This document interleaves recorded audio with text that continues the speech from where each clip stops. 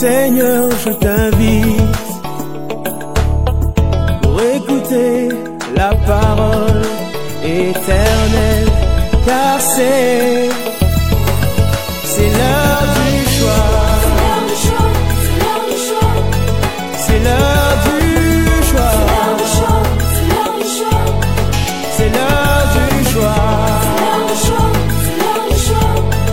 C'est l'heure du choix.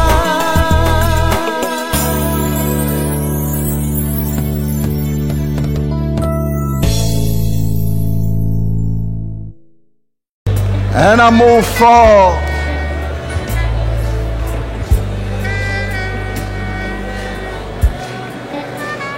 Alléluia.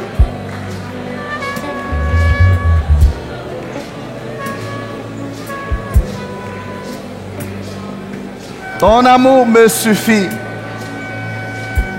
Qui nous séparera de l'amour de Christ? Sera-ce la tribulation, l'angoisse, la persécution, ou la faim, ou la nudité, ou le péril, ou l'épée? Qui nous séparera de ton amour, Seigneur? Qu'est-ce qui nous séparera de cet immense amour reçu de toi? Alléluia. Dans toutes ces choses, nous sommes plus que vainqueurs. Par celui qui nous a aimés, nous sommes plus que vainqueurs. Par celui qui a payé pour nous, nous sommes plus que vainqueurs. Par celui qui a pris nos péchés sur la croix, nous sommes plus que vainqueurs.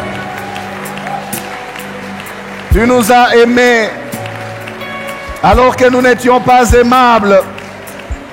Tu nous as aimés alors que les hommes ne nous aimaient pas. Tu nous as aimés lorsque nous étions morts dans nos péchés. C'est parce que tu nous as aimés que tu t'es fait pécher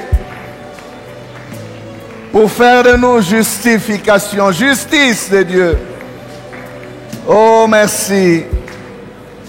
Merci, Seigneur. Emmanuel, tu es présent ce matin parmi nous. Nous bénissons ton nom ce matin, nous élevons ton nom ce matin, nous confessons ton nom ce matin. Nous proclamons ta grandeur ce matin, ta puissance ce matin. Ton amour coule en ces lieux. Alléluia. Que ton amour coule, que ton amour coule. Emmanuel, que ton amour coule. Que ton amour coule et qu'il nous inonde ce matin. Merci Seigneur. Merci Seigneur. Dans ta présence, nous voulons t'écouter, Seigneur. Parle, Seigneur. Ton serviteur écoute. Au nom de Jésus, nous te prions ainsi. Et nous disons tous, Amen. Amen. Alléluia. La joie du Seigneur, c'est notre force. Amen. Même quand tu es faible, c'est alors que tu es fort. Alors, relève la tête ce matin. Emmanuel est là. Amen. Emmanuel est là. Que son nom soit béni. Amen. Nous prenons nos Bibles. Nous allons lire dans Matthieu. Matthieu chapitre 17. Du verset 14 au verset 21. Matthieu 17, 14 à 21. Lorsqu'ils furent arrivés près de la foule, un homme vint se jeter à genoux devant Jésus et dit, « Seigneur, aie pitié de mon fils qui est lunatique et qui souffrent cruellement. Ils tombent souvent dans le feu et souvent dans l'eau. Je l'ai amené à tes disciples et ils n'ont pas pu les guérir. Race incrédule et perverse, répondit Jésus. Jusqu'à quand serai-je avec vous? Jusqu'à quand vous supporterai-je? Amenez-le-moi ici. Amenez-le-moi ici. Jésus parla sévèrement au démon qui sortit de lui et l'enfant fut guéri à l'heure même. Alors les disciples s'approchèrent de Jésus et lui dirent en particulier: pourquoi n'avons-nous pu chasser ce démon? C'est à cause de votre incrédulité, leur dit Jésus. Je vous le dis en vérité, si vous aviez de la foi comme un grain de sénévé, vous diriez à cette montagne: transporte-toi d'ici là, et elle se transporterait. Rien ne vous serait impossible. Mais cette sorte de démon ne sort que par la prière et par le jeûne.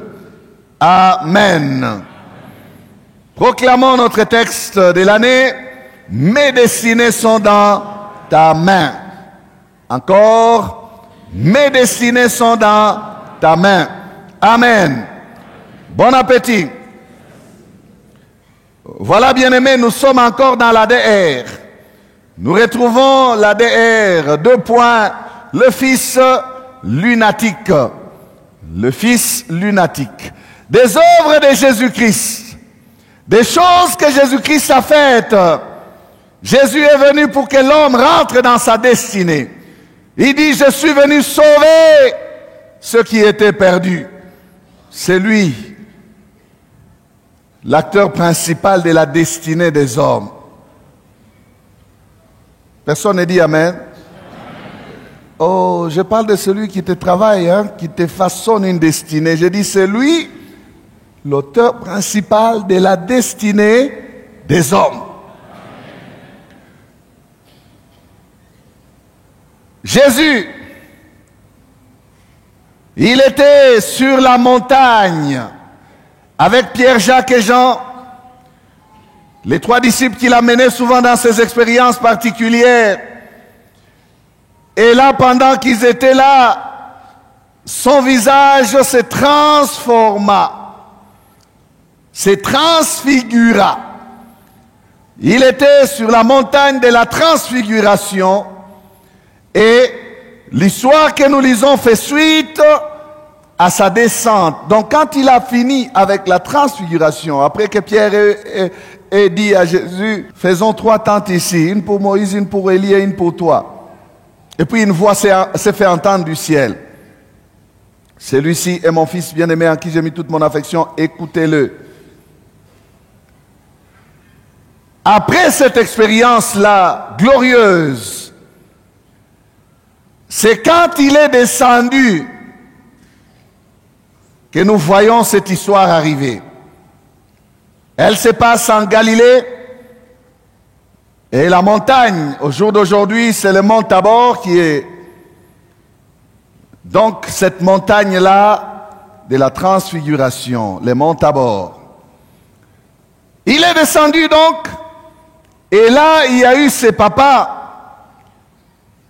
qui est tombé à genoux devant lui et qui lui a parlé de son fils. Nous voulons tirer quelques 3 leçons de ces textes pour édifier nos vies, pour encourager notre foi et pour nous pousser à faire encore confiance à Jésus. Amen. Pour nous pousser à faire encore confiance à Jésus. La première leçon, bien-aimés, c'est la responsabilité du papa de ses fils lunatiques. Fils lunatique. Lunatique, c'est un terme qui peut peut-être troubler certains. Mais vous pouvez dire épileptique. C'est pareil. D'autres versions parlent d'épileptique. L'épilepsie. Vous voyez cette maladie qui saisit quelqu'un, il lui fait perdre conscience et il commence à écumer. Il est dans un état, on dirait, second, il ne ressent plus rien.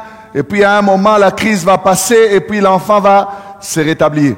Mais pour cet enfant, c'était difficile, c'était compliqué. Parlons de la première leçon. La responsabilité du papa de l'enfant, du fils lunatique. Le terme lunatique, ces hommes, à cette époque, ils ont fait allusion à la lune qui faisait à ce que l'état de santé de cet enfant variait. Donc les différentes variations qui survenaient lorsque la lune était pleine lune, ou quand elle disparaissait, ou quand elle apparaissait, il y avait des effets selon l'interprétation de ceux qui ont donné ces noms, des lunatiques. Et quand vous lisez le dictionnaire, il va plus loin, il dit lunatique, c'est tout simplement ce qui a un caractère variant, changeant. Ce qui change tout le temps, qui n'est pas constant. Bon, cette maladie n'avait pas une manifestation déterminée. Quand ça saisissait cet enfant, ça l'amenait à vivre des choses compliquées. Ça les jetait dans le feu, jetait dans l'eau. C'était difficile. Je parle donc de la première leçon que nous donne ce texte, c'est celle du papa de cet enfant. Bien-aimés, vous êtes le papa de cet enfant. Qu'est-ce que vous faites? Vous êtes la mère de cet enfant. Qu'est-ce que vous faites? Vous souhaitez sa mort? Vous dites quand il tombera dans l'eau prochainement qu'il meure. Je suis fatigué d'avoir un enfant comme celui-ci. Seigneur, prends-le. Non, non, non, non. Ce n'est pas ce que cet homme a fait. Ces papas nous parlent, bien-aimés, nous enseignent quelle attitude nous devons avoir en tant que parents, en tant que père, en tant que mère, puisque on est parents, père et mère. Un père face à une situation difficile qui frappe sa famille, que fait-il? Une mère face à une situation difficile qui arrive à sa famille, que fait-elle? Le père, c'est le chef de famille, le responsable. Il ne peut voir son fils en difficulté et ne rien faire. Non. Il n'est pas seulement un pourvoyeur de finances, le père. Il y a beaucoup de parents irresponsables qui pensent que lorsqu'ils ont amené l'argent, ça suffit. Ça ne suffit pas. Il y a bien d'autres choses que le père doit faire. Et ce père nous montre sa responsabilité de père. Le père n'est pas une machine à sous. Dès qu'il a libéré les sous, c'est terminé. Allez vous débrouiller. Il y a des pères qui pensent qu'ils sont pères pour ça. J'ai donné l'argent du Minerval. Qu'est-ce que vous voulez encore? Faites vos devoirs avec votre maman. Ne me dérangez plus. Non, papa. Tu es père. Non pas parce que tu apportes seulement les finances, ce qui est bien apporter les finances. Mais tu dois aussi servir de modèle. Tu dois aussi servir d'exemple. Par ta manière de vivre. Et lorsqu'il y a un problème dans la famille, tu es le premier qui doit se lever et chercher la solution. Est-ce que je parle à un père? Tu dois être le premier à te lever et à chercher la solution. Un père responsable ne voit pas le mal dans sa maison et il se tait. Il voit le mal dans sa famille, il ne dit rien. Il voit les problèmes, il ne parle pas. Il veut appeler l'oncle de la famille qui est au village. C'est un irresponsable celui-là. Bien-aimé, laissez-moi vous dire que je suis désolé. L'oncle a aussi sa famille. Alors quelqu'un me dit, mais nous sommes africains. Oui, nous sommes africains, mais l'oncle, il est marié, il a aussi sa femme et les enfants. Toi aussi, tu es marié, tu as ta femme et les enfants. Vous avez des rapports entre oncle et neveu, c'est bien, mais tu ne peux pas laisser les responsabilités à l'oncle pour qu'il vienne gérer ce que toi, tu devais gérer. Est-ce que je parle à quelqu'un? N'en déplaise à ta coutume, ce matin, je te dis, assume ta responsabilité de père. Comment est-ce qu'un enfant qui a besoin de l'intervention de son père voit son père le regarder et lui regarde son père? Le père ne fait rien. Non, ça ne marche pas, il y a un malaise. Un père qui a un cœur. Oh, demandez à ma femme, hein. Ma fille bénie, elle souffrait quand elle était enfant. Elle a souffert de douleurs de ventre. Elle avait 2 ou 3 ans. On va chez le médecin, rien. Qu'est-ce qu'on n'a pas fait de prière? Alors quelqu'un dira non, on doit l'opérer. Les intestins sont, j'ai dit, sans effet. On ne touche pas à ma fille. On a chauffé. La douleur est partie. On ne peut pas supporter. Bien-aimé, c'était difficile. L'enfant pleure, il se tord. Non, vous ne pouvez que chercher des solutions. Vous ne pouvez pas regarder. Maman, moi je suis à l'hôpital. Beaucoup d'hommes se déchargent sur leurs épouses. Tout c'est maman. Tout c'est la femme. Au nom du travail, au nom de l'argent, au nom de la responsabilité dans la société.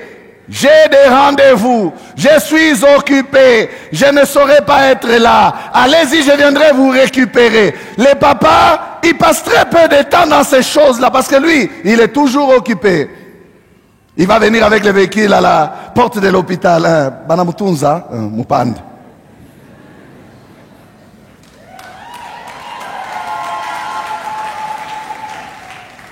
D'abord, la maman a porté dans les seins 9 mois durant. Toi, tu ne faisais que siffler.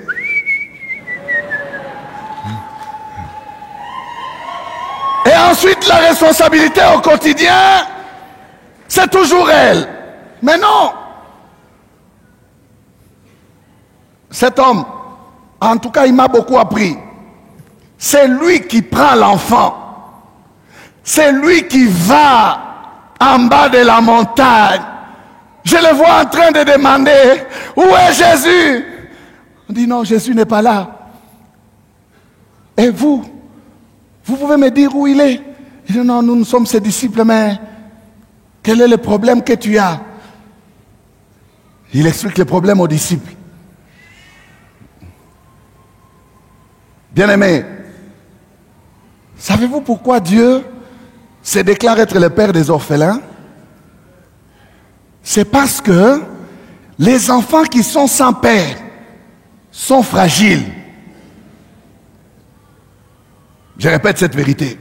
C'est parce que les enfants qui sont sans père, physiquement comme ça dans la maison, le foyer, sont fragiles. Ils n'ont pas de repères. Ils n'ont pas de soutien. Ils n'ont pas quelqu'un qui leur sert de modèle pour qu'ils puissent s'appuyer sur lui. Ils n'en ont pas. Alors vous, Dieu vous a placé là, vous êtes dans ces foyers, mais vous ne voulez pas servir de modèle à ces enfants. Vous n'êtes pas là.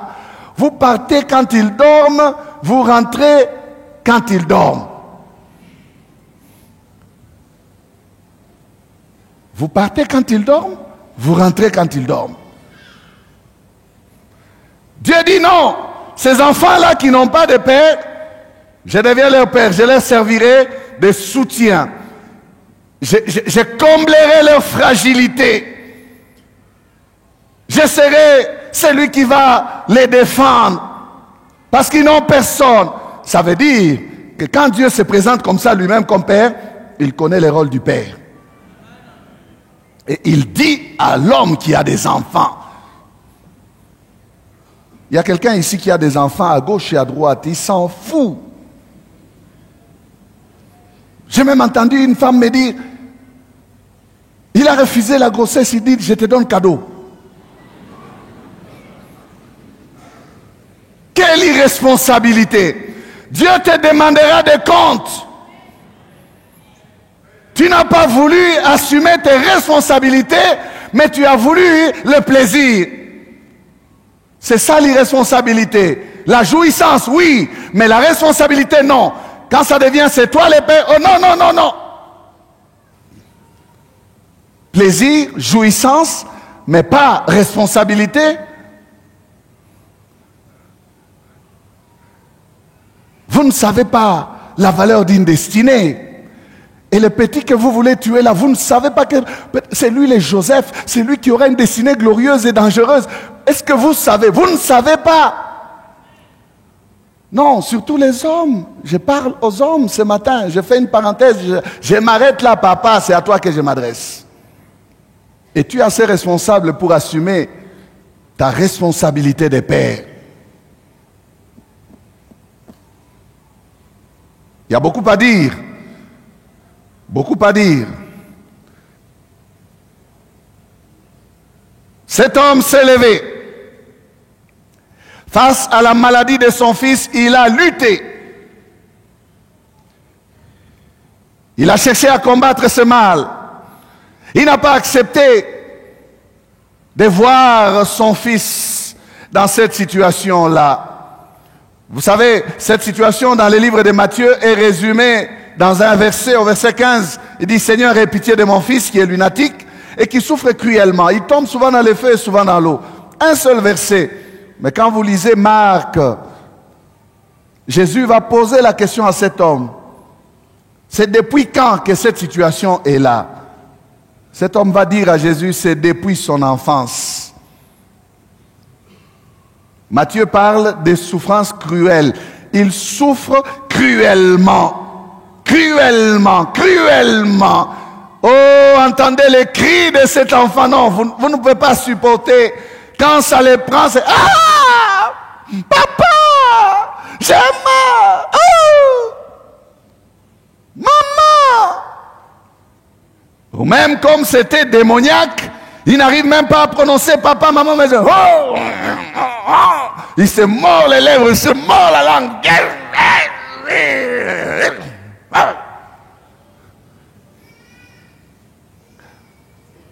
Papa et maman sont dépassés.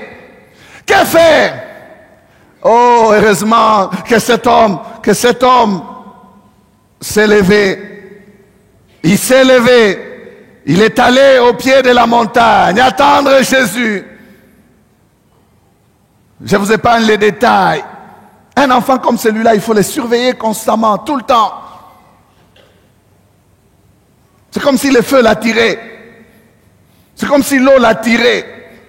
Il aimait se promener vers les petites rivières, vers les feux, là où on prépare. Et puis tout d'un coup, bouf, il est déjà dedans. Alors, imaginez les dégâts sur son corps, des blessures et tout cela. Imaginez ces choses, bien-aimés. Représentez-vous un peu la situation de cet homme. Comment laisser cette situation perdurer? Non, il faut chercher une solution. Ce que j'ai dit à un père ce matin, c'est que tu as un grand rôle à jouer dans la destinée de tes enfants. Non, tu ne tiens pas leur destinée dans ta main, mais tu peux les placer sur la rampe de leur destinée. Tu peux les amener à connaître un envol dans leur destinée. Tu peux les amener à décoller dans la vie. Tu peux les placer entre les mains de celui qui les introduira dans leur destinée. C'est ta responsabilité, papa. C'est ta responsabilité, maman. La mission que Dieu nous a donnée est grande. Nous devons conduire nos enfants auprès du Seigneur, dans la présence de Dieu, dans la connaissance et la crainte de Dieu. Nous n'avons pas leur destinée dans nos mains, c'est vrai, mais nous connaissons celui qui tient nos destinées. Et c'est celui-là qu'il nous faut montrer aux enfants. C'est la responsabilité des parents et des papas et des mamans. Cet homme a pris son fils dans ses bras.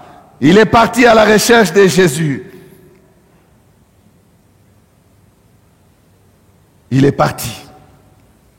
Était-il du village d'à côté Ou a-t-il fait des kilomètres et des kilomètres? Était-il accompagné de sa femme ou de quelques membres de sa famille? Je ne sais. La Bible ne nous dit pas cela. Mais il a dû marcher. Peut-être que la crise a frappé l'enfant en chemin. Peut-être que ce n'était pas facile. Peut-être que l'enfant, qui n'était pas un enfant, c'était déjà un fils. Puisqu'on parle du fils.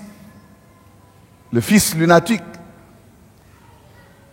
Peut-être que l'enfant était faible, fatigué.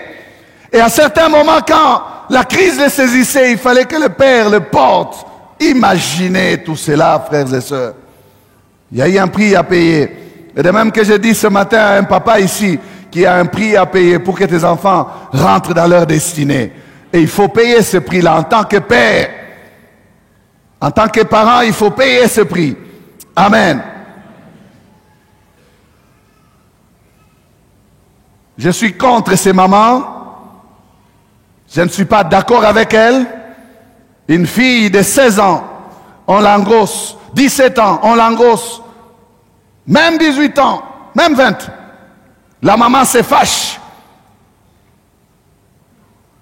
Les papas se fâchent. Vous avez raison de vous fâcher. Ce n'est pas quelque chose qu'il faut accepter. Mais là où vous n'avez pas raison et là où je ne suis pas d'accord avec vous, c'est de prendre cette fille-là qui ne connaît rien de la vie conjugale, aller la déposer chez les garçons. Et bien souvent, les garçons, il a aussi 17 ans ou 19 ans ou 20 ans. Bon. Quelle irresponsabilité. On prend une femme cadeau, on va déposer. Et on dit, on ne prend pas la dot parce qu'elle est enceinte. Quelle coutume bizarre. On ne prend pas la dot, il n'y a pas mariage. Elle reste là. Tout n'a mis jiri aïe. Mon abapa wa bourré.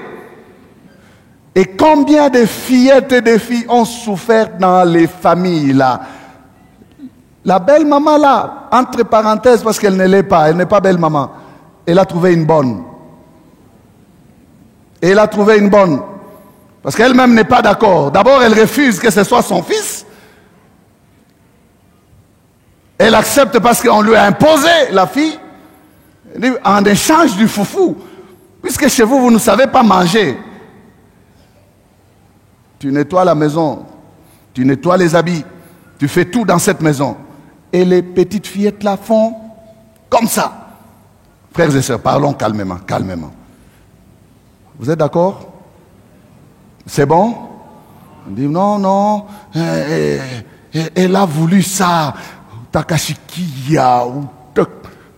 Il y en a qui prennent la ceinture. Ils frappent. Sans miséricorde. Tu t'appelles le papa de cette fille.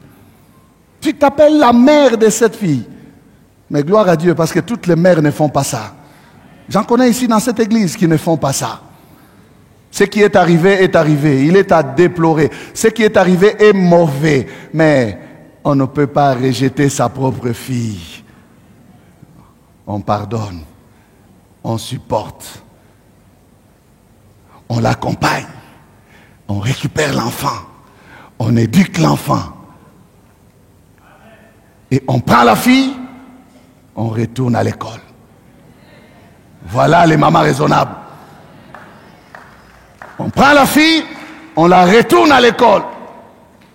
Je connais une ici qui a étudié, elle a terminé le diplôme, et Afrique du Sud, terminé l'université. Elle travaille aujourd'hui, elle est en Afrique du Sud, elle travaille. L'enfant, c'est la mère qui élève l'enfant. Où est le mal? Puisque la fille a été engrossée par un irresponsable. Il n'y a pas mariage. Bon, ce matin, c'est comme si vous direz, le pasteur est en train d'encourager les mauvaises choses. Hein?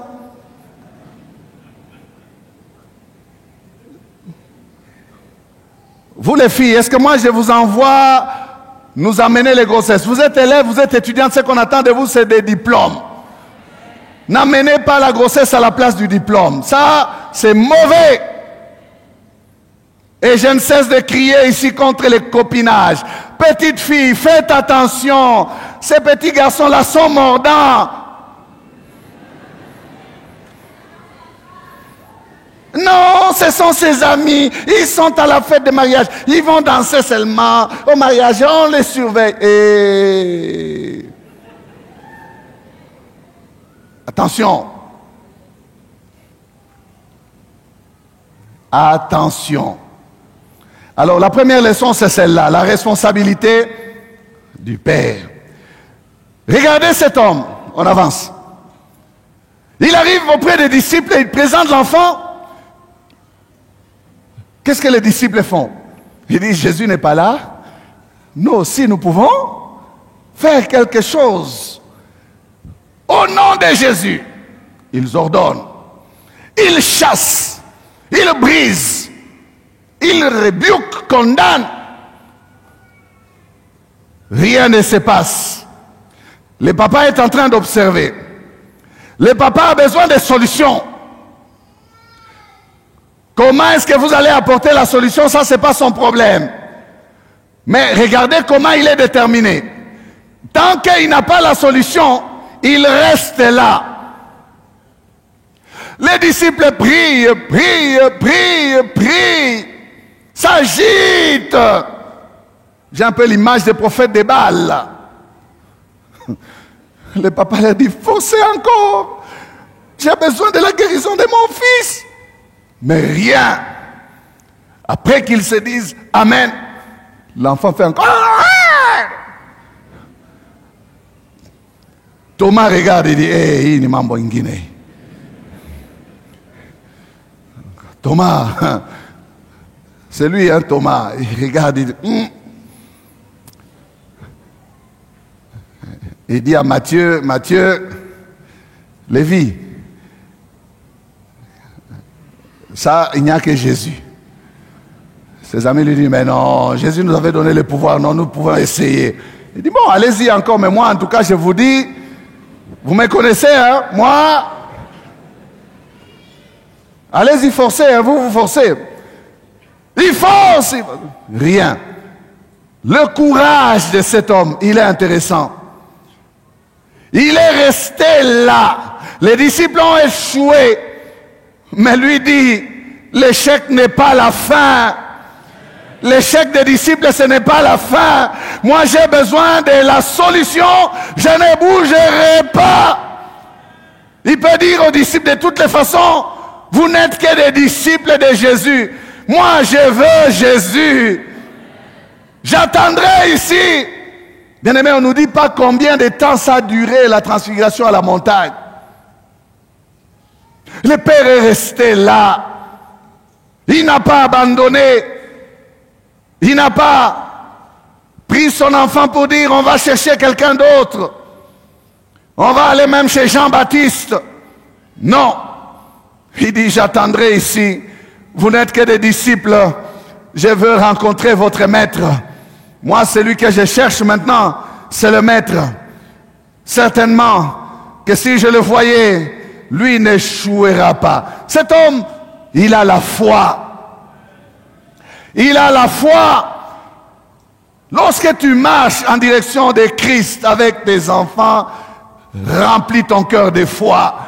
Que ce que tu n'es pas en mesure de leur accorder, Jésus est capable de leur accorder. Que ce que même les disciples n'ont pas pu faire. Aujourd'hui, les disciples de Christ, c'est vous et moi. Ce que les hommes ne peuvent pas faire pour aider la destinée de vos enfants. Je vous rassure ce matin qu'il y a quelqu'un au ciel qui, lui, n'échouera pas. Il le fera très bien. Persévérons. Persévérons. C'est pas le fait d'être engrossé qui fait que la fille n'est plus ta fille. C'est pas le fait d'avoir échoué qui fait que ce jeune garçon n'est plus ton fils. Ton fils restera ton fils. Peu importe les échecs. Bien-aimé, ce que tu dois faire pour vaincre l'échec de ton enfant ou de la situation de ton enfant, c'est de te connecter à Christ. Est-ce que quelqu'un me suit très bien ce matin? Oh, combien de parents sont découragés. Découragés. Combien de parents ont changé le nom de leur enfant? Combien de papas traitent leur fils de Kibumbaf? Leur fille de Kibumbaf? Même Kabumbaf. Ah, Katoto Kanamuke ni Kabumbaf. Vous connaissez le pouvoir de la parole, le pouvoir de la langue. Ne vous découragez pas. Oh, il ne fait que des 50. Qui t'a dit qu'il n'aura pas une destinée parce qu'il ne fait que des 50? Il y a des gens qui ont terminé l'université comme en passant par le feu. Chaque année, c'est la deuxième session. 4 cours, 6 cours, recours, recours, inscription spéciale. Et puis, paf! Hey! Hey! Hey! Hey! Oh! On va me coller cette année. On va me coller cette année. On va me coller cette année. Toujours avec ces 50. Toujours avec ces recours et réinscriptions spéciales. Ils ont terminé et certains travaillent alors que ceux qui ont distingué ne travaillent pas.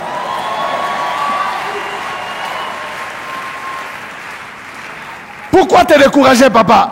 Oh non! Moi je veux que de mon... Oh! Et certains papas sont même très exigeants plus que ceux qu'on leur demandait à eux. C'est-à-dire, quand tu te souviens, toi, tu n'avais que des 48. Tu as échoué aussi, mais tu es rigoureux avec les enfants.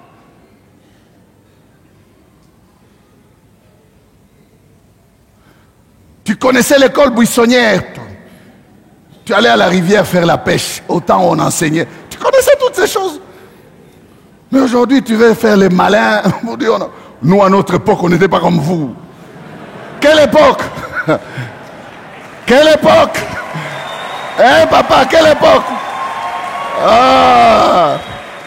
Non, non, non. Moi, je t'encourage ce matin, je dis, malgré les échecs, malgré ce qui est arrivé, malgré ce qui arrive est déjà là, toi, persévère. Continue dans la direction de Jésus. Continue. Il faut que tu présentes cet enfant-là à Jésus. C'est là que les choses vont changer. Bien-aimé, la foi marche dans la persévérance. Cet homme n'avait pas été découragé par l'échec des disciples. Non, il a persévéré. Hébreux, chapitre 6, verset 12. En sorte que vous ne vous relâchiez point et que vous imitiez ceux qui, par la foi et la persévérance, héritent des promesses. Amen. Dès qu'il a vu Jésus, il a dit, ça y est, c'est lui que j'attendais. Là, il a couru, il s'est jeté à genoux. Et il a présenté son problème à Jésus. Il a fait ouf.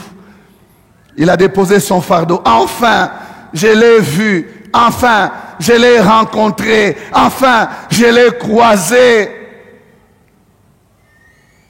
Je l'ai croisé. La deuxième leçon, c'est la leçon des disciples.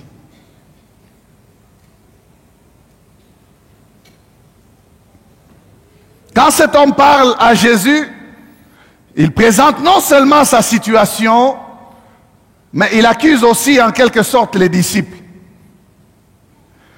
Bon, c'est moi qui utilise le terme accuser. Il n'a pas accusé comme tel. Il a fait les rapports à Christ. Il a dit à Christ, je l'ai amené vers tes disciples, ils n'ont pas pu le guérir. Oh, cette parole a touché Jésus. Jésus s'en est pris, on pourrait dire, violemment à ses disciples. Race incrédule. Race incrédule. Il dit, jusqu'à quand vous supporterai-je? Jusqu'à quand, ou jusqu'à quand serai-je avec vous? Il a dit qu'ils n'ont pas pu les guérir. Voilà la détermination de cet homme se retrouve encore dans cette parole-là. Ils n'ont pas pu les guérir. Je cherche la guérison, mais je n'ai pas trouvé auprès de tes disciples. Je te l'amène ou je me jette devant toi pour que toi tu me donnes la solution. Alors je parle des disciples. Jésus va faire des reproches aux disciples. Je vois Thomas, Thomas en train de bousculer Matthieu avec son coude. Je vous disais quoi? Vous n'y arriverez pas. Vous voyez, maintenant le maître n'est pas content. Je vous ai dit d'arrêter seulement qu'on l'attende, qu'on l'attende. Maramoussou, il ne faut pas que vous la presser. Je vous disais quoi, Lévi? Lévi! Alors, les disciples sont humbles. Les disciples savent que le maître a raison. Et les disciples sont soumis au maître.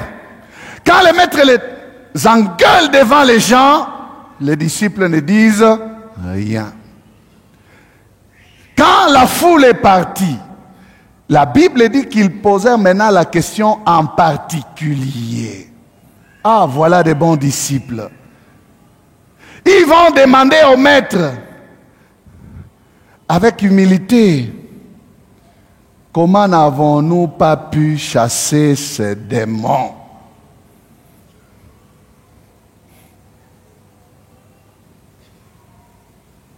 Comment?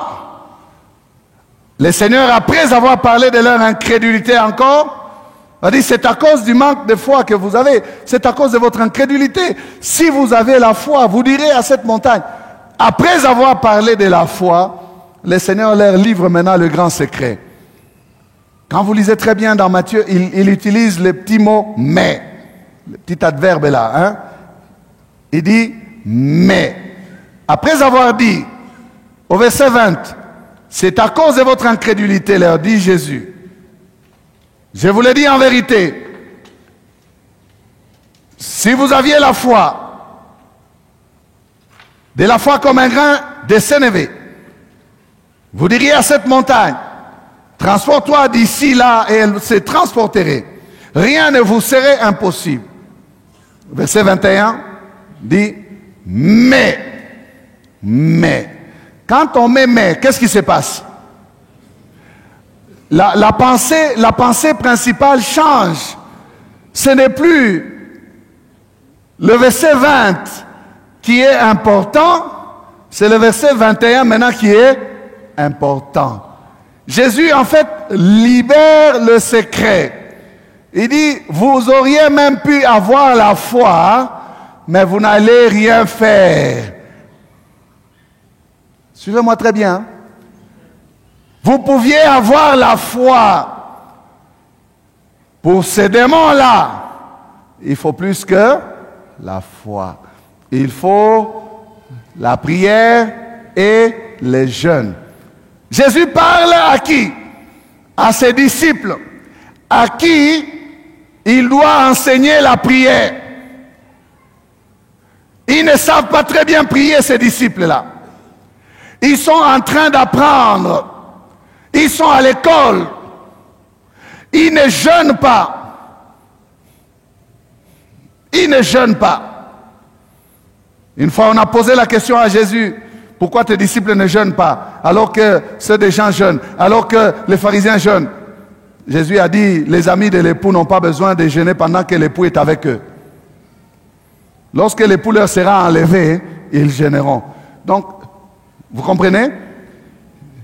En fait, la colère de Jésus, c'était juste pour les pousser à fournir des efforts pour continuer à bien apprendre.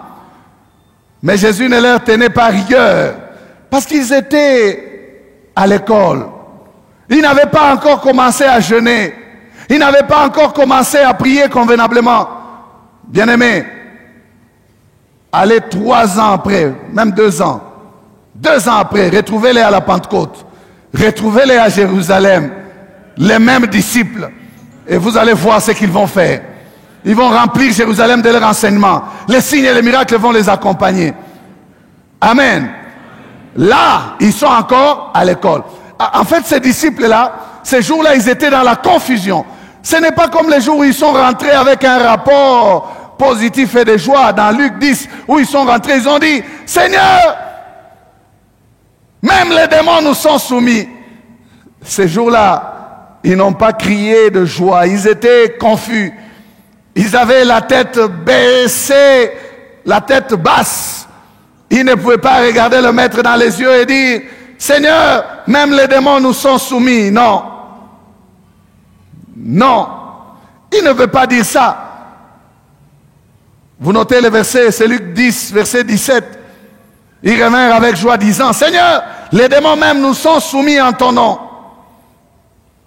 Mais ici, c'est pourquoi ça n'a pas marché. Nous avons chassé, commandé, ordonné, brisé, mais rien ne s'est passé. Seigneur, dis-nous pourquoi ça n'a pas marché. La réponse du Seigneur est toute simple. Il dit, c'est parce que vous ne jeûnez pas et vous ne priez pas. Jusqu'à Gethsemane, ils n'étaient pas à mesure même de prier longtemps, ces disciples-là. Non, ils n'étaient même pas à mesure, parce que c'est Jésus qui les secouait toujours. Vous n'avez pas même pu veiller avec moi 1 heure, ne fût-ce qu'1 heure. Ils ne savaient pas prier convenablement. Comment pouvaient-ils résoudre ces problèmes de ces démons? Alors, la grande leçon ici, c'est aussi la leçon de la vérité. C'est que le maître était encore là. Ça, c'est aussi la vérité. Les disciples ne pouvaient pas prendre la place du maître. Le maître était encore là. Quand le maître est là, c'est lui qui détient la solution.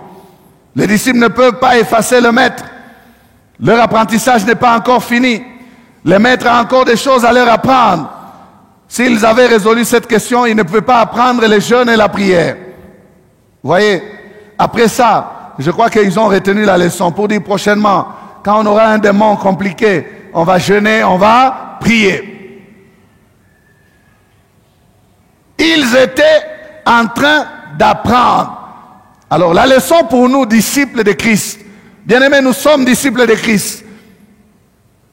Si nous avons échoué quelque part, nous en tant que disciples, ici ce n'est plus les papas qui nous enseignent, mais c'est les disciples qui nous enseignent dans notre destinée.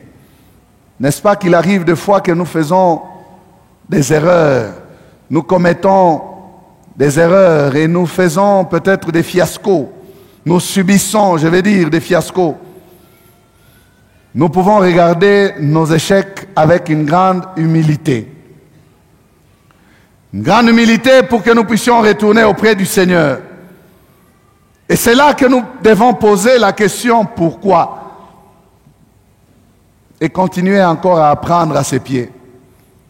Certainement que Jésus-Christ nous donnera la réponse.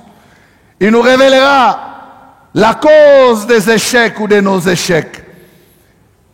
Et s'il s'agit du combat spirituel, il nous apprendra aussi le secret du combat spirituel.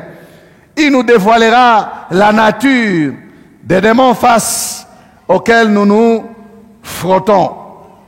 La leçon de cet échec est que le disciple n'est pas le maître. Le disciple doit dépendre toujours du maître. Toi et moi, nous sommes disciples de Jésus-Christ. Bien-aimés, nous n'en avons pas fini de dépendre de Jésus. Sans Jésus, nous ne sommes pas en mesure de faire quoi que ce soit.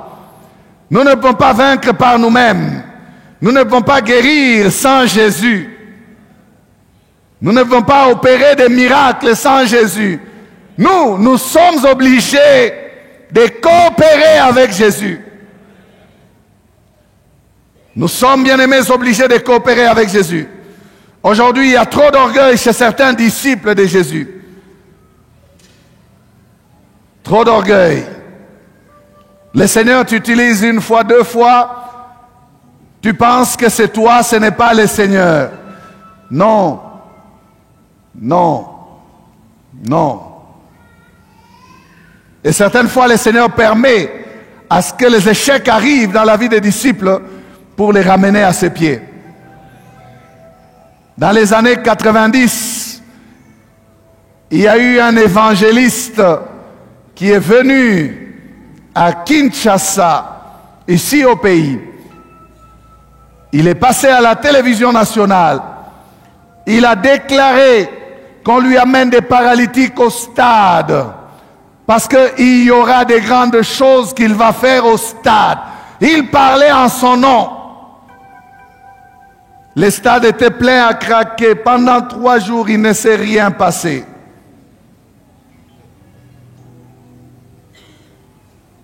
Si vous venez me voir à côté, je vous donnerai son nom.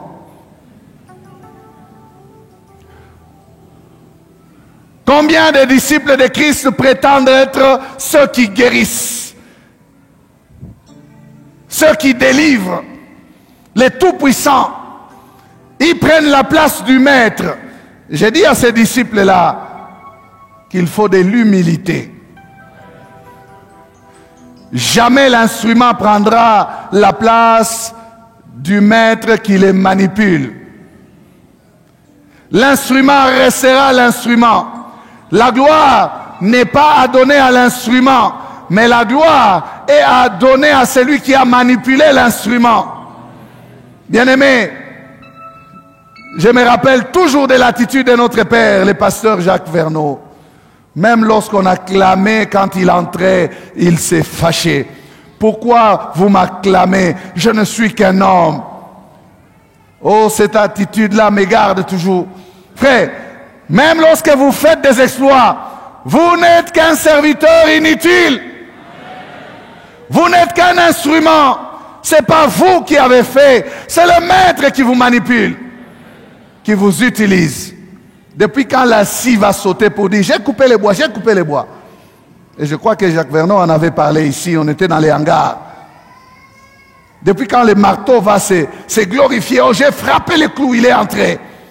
C'est la main de l'artisan qui doit se glorifier, pas le marteau.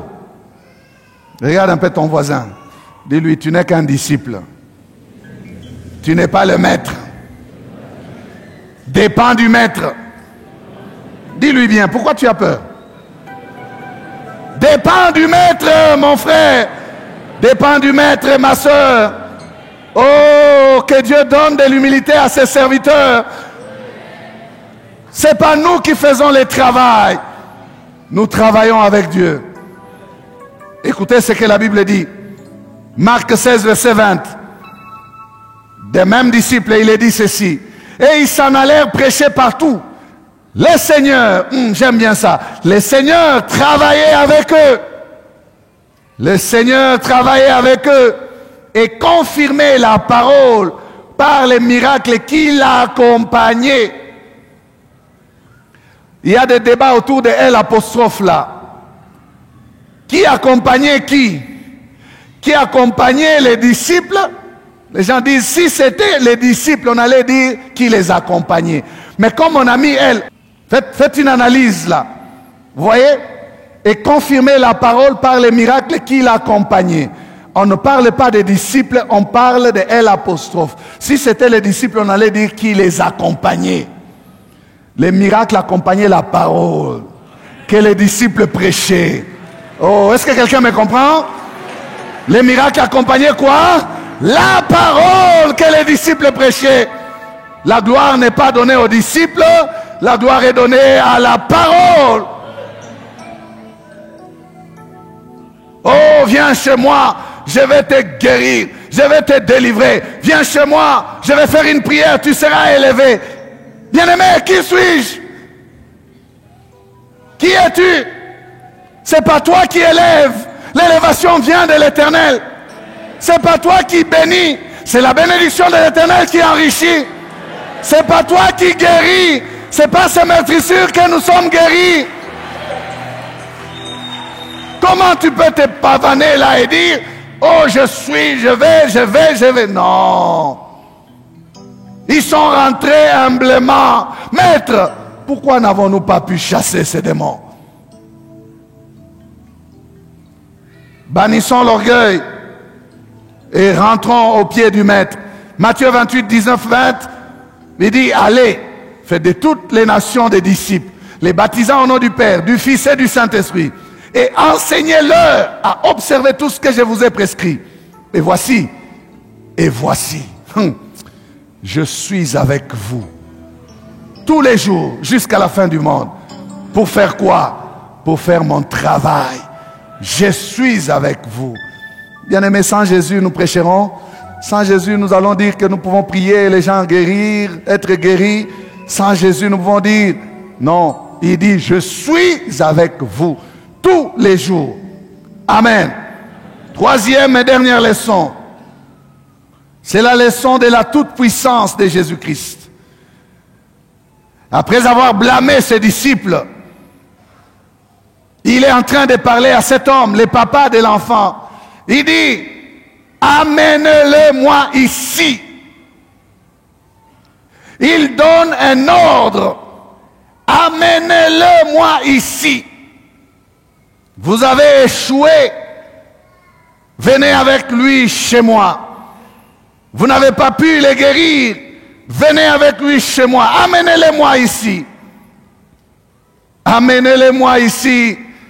Je vais voir quel est le problème qu'il a. Et si problème il y a, si ce problème ne va pas finir aujourd'hui, amenez-le-moi ici. Bien-aimé, Jésus n'a pas peur. Jésus ne peut pas reculer. Et il n'a jamais reculé. Jésus ne peut pas dire à ses disciples, comme je vous ai parlé de jeûne et de prière, non, que l'enfant reste avec nous 3 jours. Nous allons jeûner et prier. Non, non, Jésus est égal à Jésus. Jésus n'a pas besoin de jeûner. Jésus dit à l'instant là, amenez-le-moi ici. Je vais voir ce problème-là s'il me dépasse. Si vous l'avez échoué, si vous avez échoué, moi je n'échouerai pas. Bien-aimé, Jésus a des solutions qui attendent des problèmes. Jésus a des réponses qui attendent des questions. Jésus a des choses qui attendent d'être demandées. Jésus a des choses à faire pour lesquelles les personnes ne lui amènent pas. Il dit, amenez-le-moi ici. Je suis ici. À ce moment-là, il était physiquement sur terre. Il fallait que les problèmes viennent vers lui. Amenez-le-moi ici. Et lui et moi, on va se croiser maintenant. Quand vous lisez Marc, on dit que quand on a amené cet enfant, pendant qu'on l'a amené, les démons commençaient à l'agiter. Avant même que Jésus ne le commande de quitter le corps de l'enfant. Il jeta à terre l'enfant, il a commencé à l'agiter. Parce que les démons connaissent qui est Jésus. Ils connaissent qui est Jésus. Amenez-le-moi ici. Bien-aimé, cette parole est un ordre. Jésus veut dire, je suis la personne appropriée pour changer la destinée de cet enfant. Je suis ici pour cela. Venez avec lui chez moi. Papa, amène ton enfant à Jésus. Maman, amène ton enfant à Jésus. Mon frère, amène ton enfant à Jésus. Ma soeur, amène ton enfant. Amène ton problème. Amène ta situation. Jésus est disponible et il est encore disponible aujourd'hui. Amenez-le-moi ici. Thomas regarde et dit, est-ce que ça va marcher?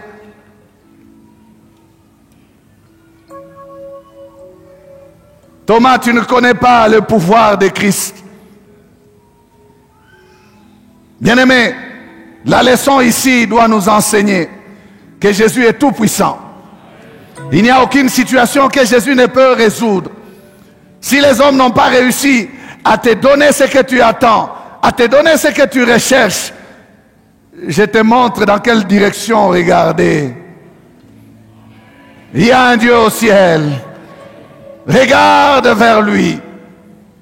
Ce que tu n'as pas réussi à faire, ou à recevoir, ou à vivre, non, avec lui tu peux le vivre, tu peux le recevoir.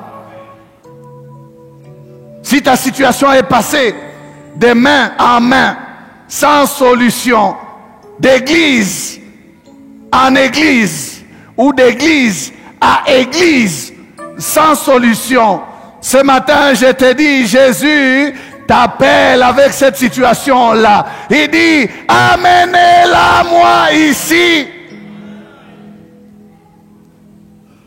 Amenez-la moi ici, cette situation-là. Combien de destinées sont sans repos, passant de main en main, des mains des médecins, des mains des pasteurs, imposition des mains, imposition d'huile, buvage de l'eau, lavage de vin. Vous savez qu'il y a même les lavages de vin. On a reçu en famille une prophétesse qui est une fausse prophétesse qui a dit à mes cousines, non, achetez du vin, je vais vous laver. Je leur ai dit, faites attention. On ne lave pas quelqu'un de vin. Pas une grande personne, une autre personne va te laver. Est-ce que vous trouvez ça moral? C'est amoral, immorale, anormale. Tu vas chercher une grosse bassine, tu t'assois là, et lui prend les vins. J'ai vu même une vidéo comme ça, hein, d'un prophète à Kinshasa. Les gens venaient avec des vins. Il était assis dans l'église, et il priait, il verse du vin sur eux, il les lave. C'est une fausse doctrine, ça. Tu es passé de main en main, d'église en église, d'imposition de main, d'imposition de main, buvage d'eau, lavage de vin. Non, ce matin, je te dis stop. Jésus dit, amenez-le-moi ici. Amenez-le-moi ici. Les disciples ne sont que des disciples. Rencontre le maître. Croise le maître. Oh, si tu croisais le maître. Non, non, c'est lui qui a ta solution. C'est lui qui a ta réponse. C'est lui qui a ta délivrance entre ses mains. Amenez-le-moi ici. Eux n'étaient que des disciples. Il dit, moi je suis le maître. Venez avec lui et vous allez voir. Et quand on lui a amené l'enfant, Jésus a parlé. Il a commandé aux démons. Et Marc dit que cet enfant était sourd et muet. Il est tombé comme mort. Si bien qu'on disait qu'il est mort. Mais Jésus vient le prendre et le mettre debout. Et il le rendit à son Père. Jésus. Jésus. C'est le démon qui rendait cet enfant malade, sourd et muet. Le démon qui le poussait dans le feu et dans l'eau. Le démon. Satan n'a pas pitié, même des petits enfants. Il les fait souffrir. Il n'a pas de cœur. Mais Jésus est plein de compassion. Il est venu pour détruire les œuvres du diable. À l'heure même, nous dit la Bible, une fois les démons sortis, l'enfant retrouva sa bonne santé.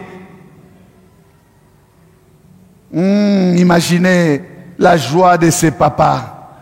Imaginez la joie de ses papas. Il rentra avec son enfant à la maison ce jour-là.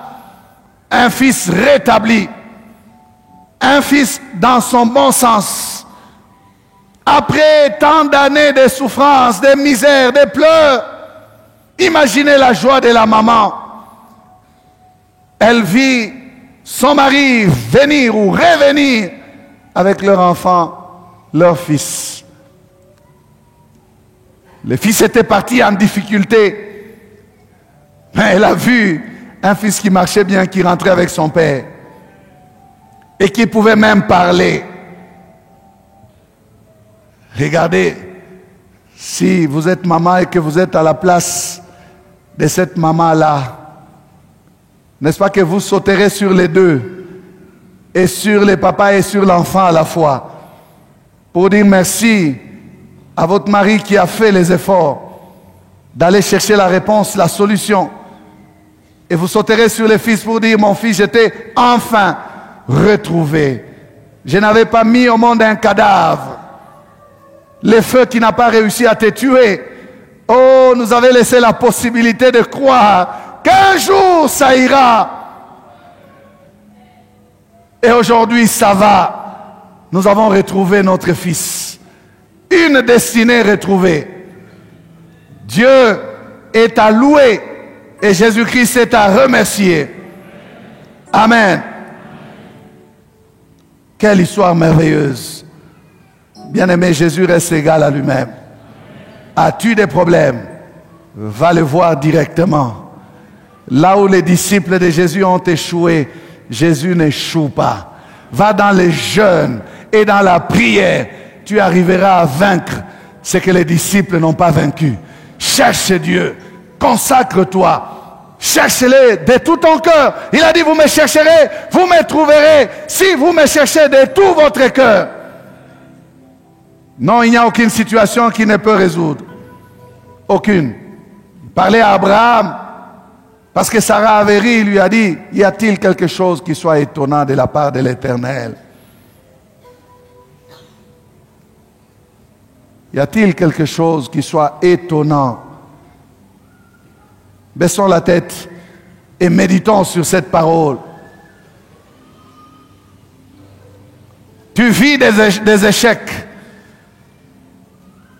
Tu vis des problèmes, des complications. Amenez-le-moi ici, te dit Jésus. Amenez-le-moi ici. Ici.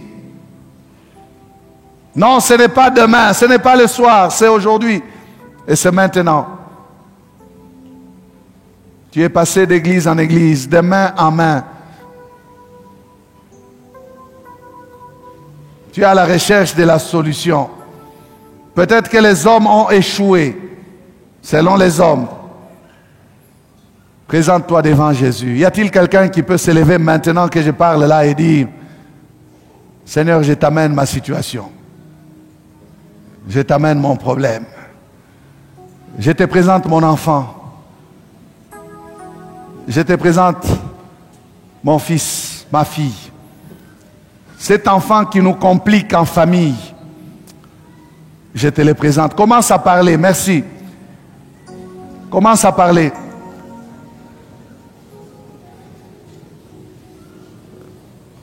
J'ai même été voir tes serviteurs, mais jusque-là, pas de réponse. Seigneur, je suis là ce matin devant toi. Tu as parlé à mon cœur pour que je te parle. Tu as réveillé, Seigneur, oh Dieu, ma mémoire pour que je te cherche.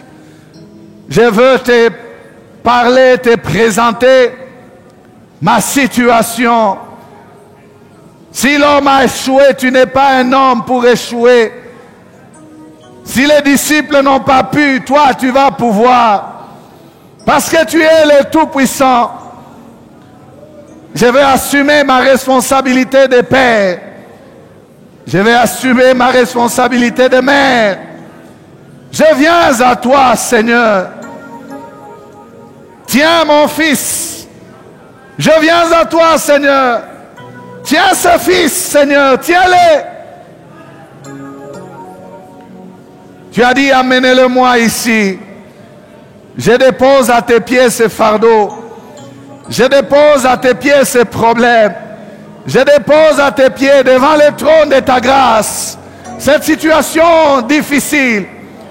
C'est compliqué pour moi. Seigneur, pour toi, c'est simple. Jésus, étends ta main. Étends ta main. Étends ta main, Seigneur. Je dépose à tes pieds ces problèmes. Je les laisse devant le trône de la grâce.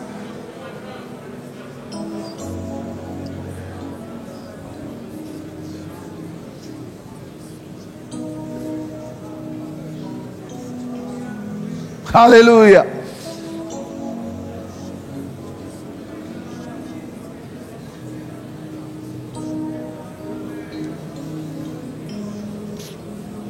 Fais-moi voir ta gloire, Seigneur. Fais-moi voir ta gloire. Étends ta main, Seigneur, sur ces problèmes. Étends ta main sur cette situation. Si la médecine a échoué, tu ne peux pas échouer. C'est toi qui as fait le corps. Tu en connais chacun des organes. Tu en connais chacun des ligaments, des nerfs. Tu en connais chacun, Seigneur, oh Dieu, des muscles. Guéris, guéris de cette maladie. Guéris de cette maladie. Seigneur, nous te présentons ces problèmes. Problèmes difficiles à résoudre. Problèmes de comportement des enfants. Problèmes de finances des parents. Problèmes d'études. Problèmes dans les foyers. Tu as dit, amenez-les-moi ici.